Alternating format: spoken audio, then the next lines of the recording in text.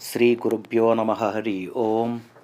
Sri Guru Samhita, the legend of the Supreme Guru, original in Marathi as Sri Guru Charitra by Sri Gangadhara Saraswati, composition in Sanskrit by His Holiness Sri Vasudevananda Saraswati, also known as Tembe Maharaj. Chapter 10. The story of Vallabesha and the subjugation of the thieves. Salutations to Lord Ganapati. Salutations to Lord Dattatreya. 1. On hearing the legend of Lord Dattatreya thus narrated by Guru Siddha, Namadharaka saluted the Guru. Eager to hear more about the legend of the Supreme Guru, Sripada Sri Vallabha, he said to Guru Siddha. 2. Namadharaka said, O Master, you mentioned that the Supreme Guru still resides at the same spot, that is Kurupura. You also mentioned that he incarnated on earth again in the form of another man. How is this possible? Please describe the details to me. 3. Guru Siddha said, O Namadharaka, what can I say about the greatness of the Supreme Guru? He is omnipresent. He is the very manifestation of the Supreme Spirit. He can assume several forms simultaneously. In fact, he has no birth at all. 4. Although he incarnates on this earth to accomplish same purpose, he can also reside in incognito. It is a fact that the Lord still resides in Kurupura to fulfill all the desires of his devotees. 5. Pay careful attention to my words. The Lord Parshurama, born in the lineage of sage Bhrigu, is immortal. He still resides incognito on this earth. There have been other incarnations of this Lord at other places as well. Note, Lord Parshurama is the sixth avatara, that is incarnation of Lord Vishnu. Refer to chapter 1, verse 101 for a note on the 10 avatars, that is incarnations of Lord Vishnu. 6. Lord Vishnu resides here and everywhere else as well. He is all-pervading and omnipresent. He combines the essence of Lord Brahma and Lord Shiva in himself. He is the very manifestation of the Trinity. He is the Supreme Spirit, and he performs the activities of creation, protection, and destruction of the universe in the manifestation of Lord Brahma, Lord Vishnu, and Lord Shiva respectively. 7. Lord Hrishikesha, another name for Lord Vishnu, also incarnates several times on earth in order to protect his dear devotees. Respecting the curse of sage Durvasa, the Supreme Lord incarnated several times in order to protect dharma, that is righteousness, the gods as well as the good people on this earth. 8. How can anyone realize the extent of the Supreme Lord Dattatreya, who is the very manifestation and the very essence of the Trinity, Brahma, Vishnu, Shiva? Kurupura is an extremely great site for the Trinity Lord to reside. In fact, it is an unparalleled treasure. 9. The mere darshan of this holy pilgrimage site is enough to fulfill all the heart's desires of a true devotee. Wherever the Supreme Guru resides, that spot is just like Kamadhenu, the all-wish-fulfilling celestial cow. 10. Who on this earth is competent enough to describe in detail the legend and the greatness of the Supreme Guru Sripada Sri Vallabha and of the places he resides? It is impossible to describe them in detail, but still I shall describe one incident which proves the greatness of the Supreme Guru. Listen. 11. You have immense and true faith in the Supreme Guru. Therefore, it gives me great pleasure to describe this incident to you. One should not ignore a steadfast devotion like you. You are indeed a true follower. You always look forward to the guidance of the Supreme Guru. 12. Whichever devotee has steadfast, earnest, and reverential devotion to the Supreme Guru, that person shall experience all the worldly pleasures on this earth and also experience eternal bliss and salvation.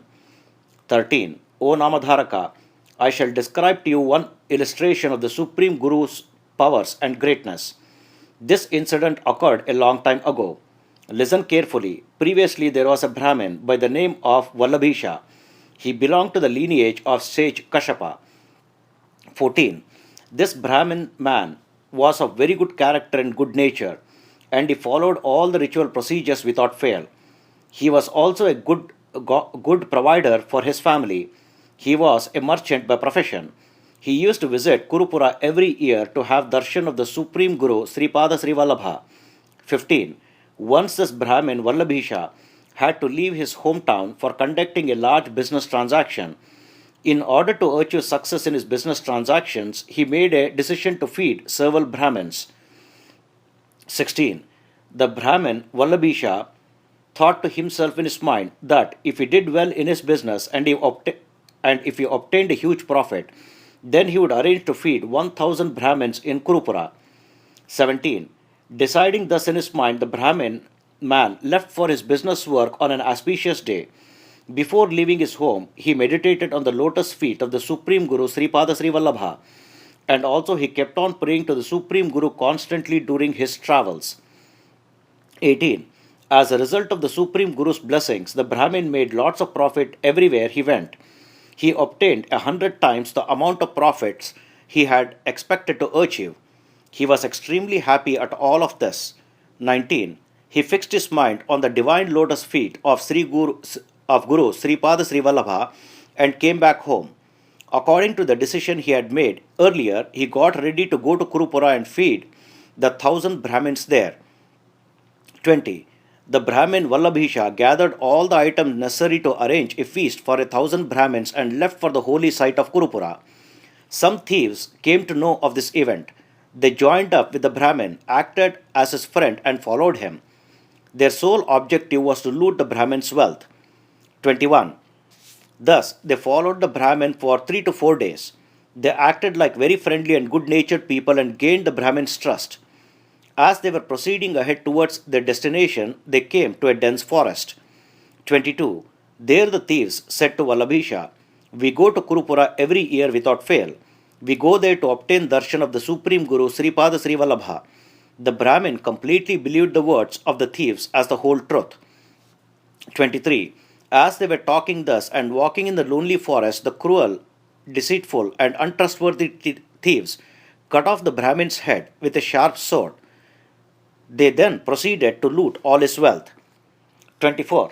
The poor Brahmin had been constantly meditating on the Supreme Guru Sripada Sri Vallabha with profound devotion, even at the time of his death. Instantly, the savior of his devotees, Guru Sripada Sri Vallabha, came from Kurupura. His hair was tightly matted into jata, that is locks, and his body was smeared with ashes. 25.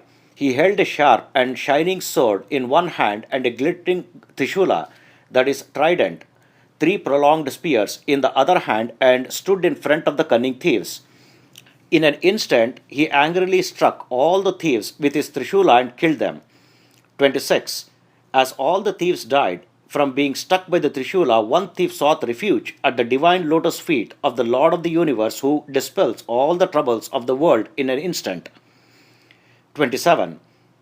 O Lord, O Master, I am innocent. I joined this people without realizing their true nature. I really do not know anything about stealing or thievery. You are the all-pervading God. You are omniscient. You are the witness for every event occurring in the universe. Please protect me. He thus begged the Lord for mercy. 28. The Supreme Guru, Sripada Sri Vallabha, heard the thief's words and gave assurance of life to him. He then said, "O good man, take this vibhuti, ashes, and smear them all over the Brahmin's body. Bring the head of the Brahmin and join it with the rest of his body."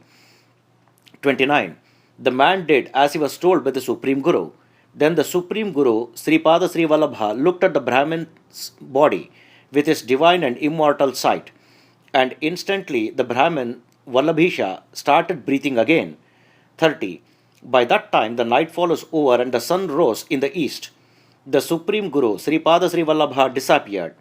The thief remained rooted on the spot. 31. The Brahmin Vallabesha got up as if from sleep and looked at the dead bodies lying around him. He looked at the thief, who was still alive, and said to him, "What happened? Who protected me? How did they protect me? How did all these people die? Please tell me everything now." 32. Then the thief said, "O Brahmin, a bizarre incident occurred just now. A mendicant just came out of nowhere. With his Trishula, he killed all the thieves who had killed you. 33. He appointed me to protect you. O Brahmin, he had your severed head joined with your body, and then used some magical vibhuti, that is ashes, to bring you back to life. 34. Then he vanished from this spot immediately. I do not know which sage he was. I have no idea at all who the savior of your life was. 35. The mendicant looked like Lord Shiva. He had tightly matted locks of hair and had ashes smeared all over his body just like Lord Shiva. It could be that the Supreme Lord himself came to rescue you, as you are a staunch and true devotee. 36. Hearing these words, the Brahmin Vallabesha became sorrowful that he could not have the divine darshan of the Supreme Guru Sri Pada Sri Vallabha. Later, he gathered all his money and went to Kurupura, the divine abode of the Supreme Guru. 37. Then he worshipped the Padukas, that is sandals of the Supreme Guru Sri Pada Sri Vallabha, with different kinds of ritual activities. Then he arranged to feed 4,000 Brahmins there with devotion and respect. 38. Similar to the Brahmin Vallabesha, countless other devotees have also achieved several great accomplishments at this holy pilgrimage site. Thus, the seat of the Supreme Guru Kurupura, that is Kurugadde, became famous. 39. O Namadharaka, the Supreme Guru Sri Pada Sri Vallabha lives there in Kurupura, invisible to the common man, and fulfills all the heart's desires of his true and staunch devotees. He lives there for eternity in Kurupura. This is a certainty. 40. Although the Supreme Guru incarnated again on this earth, he assumes infinite forms. He is the very form of Lord Vishnu, and he resides in Kurupura itself. Although he incarnated again elsewhere, there is no space in this universe that is devoid of the Supreme Spirit. He is the complete one, the perfect one. 41. The Supreme Guru, Sri Pada Sri Vallabha, still resides there in Kurupura, incognito. To the common man, it is believed that the Supreme Guru incarnated again on earth as Sri Narasinhaswamy Saraswati. 42. The Brahmin Saraswati, who is the son of Gangadhara, has narrated the holy Sri Guru Charitra in detail. It is an enjoyable and satisfying story to read and listen. It has the power to fulfill all the heart's desires of its devotees. Just by listening to the great legend, one can quickly fulfill all one's desires and wishes. Thus ends chapter 10 in Jnana Kanda in the dialogue between Sri Guru Siddha and Namadharaka in the text known as The Legend of Narasimha Saraswati, authored by Gangadhara's son Saraswati in Marathi language as Sri Guru Charitra, and referred to as Sri Guru Samhita, composed in the Sanskrit language by His Holiness Sri Vasudevananda Saraswati. Om Tat Sat. Mantrahina, Kriyahina, Bhaktihina, Kshamapate. Om Sri Krishnarpanamastu.